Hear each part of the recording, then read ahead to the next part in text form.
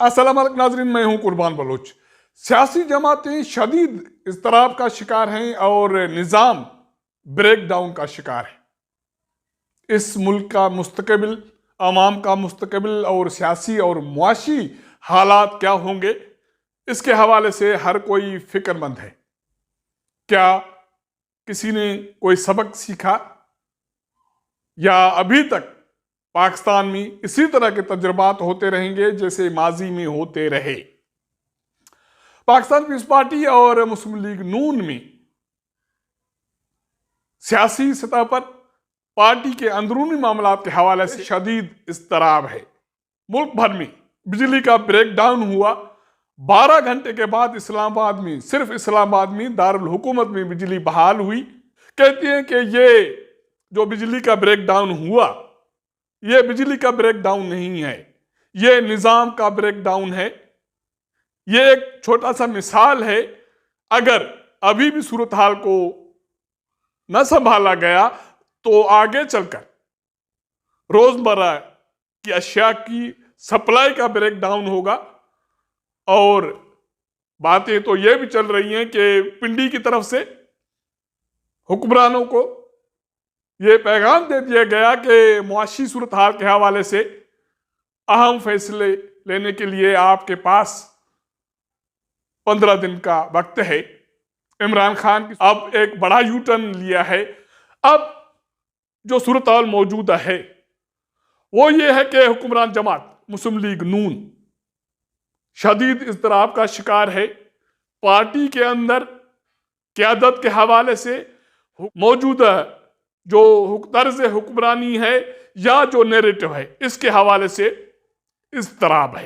साबिक वज़ीर आज़म शाहिद खाकान अब्बासी हो या मिफ्ता इस्माइल या बाकी कुछ लीडरान, उनकी तरफ से ये मैसेज है, वाज़ेह मैसेज है कि पार्टी में जो क़यादत के हवाले से लीडरान या कायदीन जो फैसले कर रहे हैं, अब उसके नताज देखने पड़ेंगे। जब पार्टी इंतखाबात में जाएगी तो अवाम या वोटर्स फैसला करेंगे कि उनको ये फैसले काबिल कबूल हैं या नहीं है। शाहिद खाकान अब्बासी कहते हैं कि मरियम नवाज सीनियर नायब सदर हो गई, मुझे कोई इतराज नहीं है, उनकी पार्टी के लिए खिदमात हैं, वो जब वतन आएगी तो फिर मैं देखूंगा कि क्या करना है।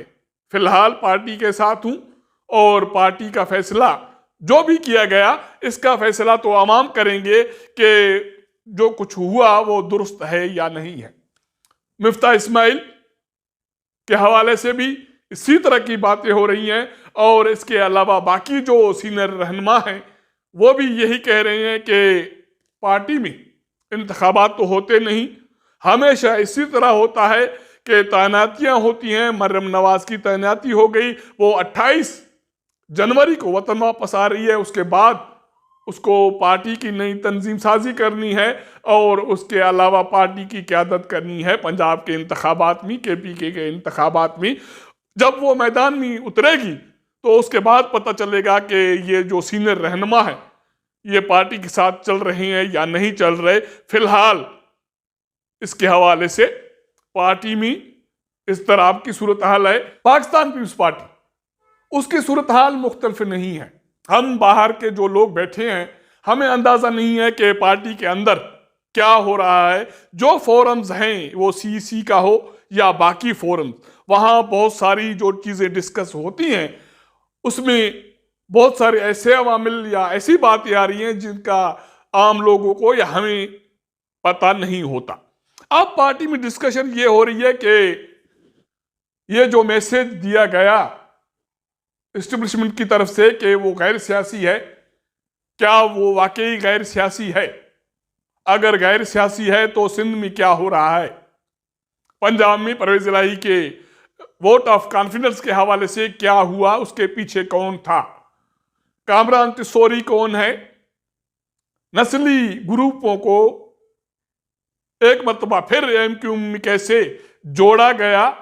जमात इस्लामी को कराची में किसने जितवाया, क्या वाकई रावलपिंडी गैर सियासी है? ये बहस छिड़ी हुई है और आने वाले दिनों में इतलात ये है कि अहम फैसले होने जा रहे हैं कि इस्टेब्लिशमेंट की सियासी होने या गैर सियासी होने के हवाले से पार्टी में क्या मौक़िफ़ अख्तियार किया जाए। आने वाले इंतखाबात से पहले पार्टी में इसके हवाले से फैसला हो जाएगा कि पार्टी का इंतखाबात के हवाले से, इस्टेब्लिशमेंट के हवाले से, रावलपिंडी के हवाले से नैरेटिव क्या होना चाहिए। तो इसका मतलब है कि पाकिस्तान पीपल्स पार्टी में भी इस तरह की सूरत हाल मौजूद है। तहरीक इंसाफ में तो वैसे ही इस तरह की सूरत हाल है, क्योंकि खान साहब ने जो फैसले किए, अब ये देखना पड़ेगा कि आने वाले इंतखाबात में पार्टी को उसका नुकसान होता है या फायदा होता है। फिलहाल ज़ाहिरी तौर पर अंदाजा है कि इमरान खान ने जो पत्ते खेले वो दुरुस्त नहीं खेले। कौमी असेंबली में तकरीबन 80 के करीब अरकान के इस्तीफे मंजूर करने के बाद होने के बाद अब पार्टी ये तगोदो कर रही है कि बाकी जो 45 या 44 अरकान हैं उनके इस्तीफाएं कबूल ना हो और पार्टी वापस कौमी असेंबली में जाना चाहती है। जब पार्टी को ये बात समझ में आई तो उस वक्त तक पार्लियामान हाउस को ताले पड़ चुके थे। पार्लियामान हाउस को ताले क्यों पड़े? कल सुबह को अचानक मुल्क भर में बिजली का ब्रेकडाउन हुआ और जिंदगी मफलूज होकर रह गई। अभी तक लोग होश संभाल रहे थे कि हुआ क्या है, इतलात क्या है। तो उस वक्त पार्लियामान हाउस से या कौमी असेंबली सेक्रेटरीट से एक बयान जारी होता है जिसमें यह मेंशन होता है कि इतवार के दिन जब छुट्टी थी पार्लियामेंट हाउस में हिसास बिजली सप्लाई और ऑडियो वीडियो सिस्टम की तारें उतरी गई और शक यह है कि बिजली का ब्रेकडाउन हुआ। इसकी वजह से पार्लियामेंट हाउस को 3 दिन के लिए बंद करने का फैसला किया गया ताकि सिस्टम को बेहतर किया जाए, बहाल किया जाए। यह फैसला स्पीकर का था और यही फैसला सेनेट के चेयरमैन ने किया। इसके हवाले से एक प्रेस रिलीज जारी की गई जिसमें यह एतराफ किया गया कि सिस्टम के साथ जो कुछ हुआ वो कोई छोटी बात नहीं है। जाहिरी तौर पर बताया जा रहा है कि ऐसा कुछ नहीं हुआ, क्योंकि तहरीक इंसाफ के एमएनएस को, क़यादत को पार्लियामान हाउस जाना था, स्पीकर से मुलाकात करनी थी और दरखास्त ये करनी थी कि जो पार्टी के बाकी मादा 44 या 45 अरकान हैं उनके इस्तीफाएं मंजूर न की जाए। तो इस अमल को रोकने के लिए ये फैसला किया गया, पार्लियामान को ताला लगाया गया और स्पीकर अपने घर चले गए और सेनेट चेयरमैन अपने घर चले गए। ओके, ये सियासी फैसला अगर करना ही था तो पार्लियामान की सलामती, उसकी साख को क्यों कर एक मर्तबा फिर दांव पे लगाया गया। इससे पहले भी पार्लियामान की साख को, इज्जत को यह कहकर दांव पे लगाया गया कि मशकूक शख्स वहां पहुंचा, उसको गिरफ्तार किया गया, उसके बाद पार्लियामान की सिक्योरिटी सख्त की गई। तो क्या जो सियासी ड्रामा चल रहा है पार्लियामान को उसके नजर करना है? अगर क्या हो जाता कि ये ड्रामा करने के बजाय तहरीक इंसाफ के अरकान वहां आ जाते, स्पीकर से मुलाकात करते, इस्तीफे मंजूर करना या ना करना तो एक मर्तबा फिर भी स्पीकर का अख्तियार था। अगर ये सारा कुछ करना था तो फिर पार्लियामान को बेतौकीर करने की जरूरत क्यों थी, ये ड्रामा करने की जरूरत क्यों थी?